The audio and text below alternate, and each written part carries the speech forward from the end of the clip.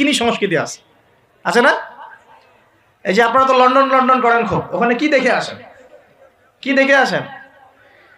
ওখান থেকে দেখে এসে এখানে কোটি কোটি টাকার বাড়ি বানাচ্ছেন, 1 কোটি 2 কোটি 3 কোটি, 1 বছর পর ভেঙে আবার নতুন করে করেন, তাই না? এমনও তো কিছু মানুষ আছে আপনাদের সমাজে, আমি জানি। শোনেন, তাব্বাত ইয়াদা আবি লাহাবি ওয়া তাব, সূরাটা পড়েছেন? আবু লাহাবের 2 হাত ধ্বংস হোক। আবু লাহাবের পাপ ছিল অন্য, সে নবী সাল্লাল্লাহু আলাইহি ওয়াসাল্লামের সাথে কটূক্তি করত, বিরোধিতা করত। কিন্তু আবু লাহাব সম্পর্কে আল্লাহ পাক কি বলছেন? মা আগনা আনহু মালুহু ওয়া মা কাসাব। আবু লাহাবের মাল সম্পদ এবং যা সে অর্জন করেছে এই দুনিয়াতে, এগুলো তাকে জাহান্নামের আগুন থেকে বাঁচাতে পারবে না। এই বিশাল প্রপার্টি আপনাকে জাহান্নামের আগুন থেকে বাঁচাতে পারবে না যদি এই প্রপার্টির হক আদায় না করেন, এই রিজিকের হক যদি ঠিকঠাক আদায় না করেন, জাকাত না দেন, দরিদ্রের হক না দেন, মিসকিনের হক না দেন, আত্মীয়র হক না দেন, প্রতিবেশীর হক না দেন, ইসলামের আল্লাহ ফি সাবিলিল্লাহ দান সদকা না করেন, এই বিশাল প্রপার্টি আপনাকে কিয়ামতের মাঠে বাঁচাতে পারবে না।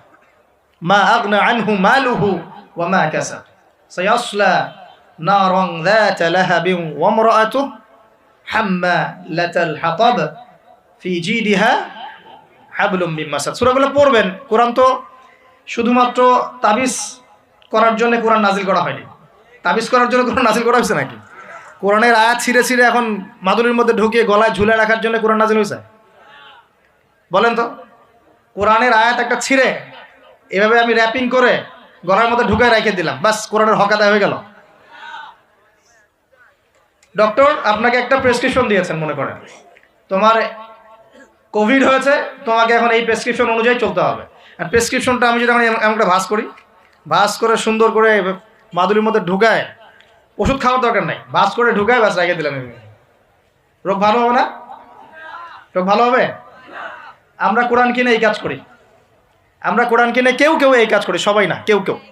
কোরআন শেফা মানে কি? কোরআন আপনার রুহের শেফা এবং দেহের শেফা। যখন কোরআন বুঝে আমল করবেন, তখন কোরআন পড়ে বুঝে যখন আমল করবেন, তখন কোরআন শেফা এবং রহমত বুশরা। আল্লাহ পাক আমাদেরকে বোঝার তৌফিক দান করুন। তবে হ্যাঁ, কোরআনের আয়াত থেকে ঝাড়ফুঁক করা যেতে পারে, পানি পড়া খাওয়া যেতে পারে, এবং এই পানি দিয়ে গোসলও করা যেতে পারে ইত্যাদি। কিন্তু আপনি তো ছিঁড়ে খালি গলায়, পায়ে, হাতে ঝুলে রাখতে পারেন না। আল্লাহ পাক আমাদেরকে বোঝার তৌফিক দান করুন। প্রিয় ভাইয়েরা, এখন এতটুকু তো বুঝতে পারলাম যে কোরআন কোন সময় নাজিল হয়েছে। তাহলে ভাই, কার যুগে? আবু জাহেলের যুগে। আবু জাহেলের যুগে কি ছিল? এখনকার মতো শিরক ছিল, এখনকার মতো সুদ ছিল, এখনকার মতো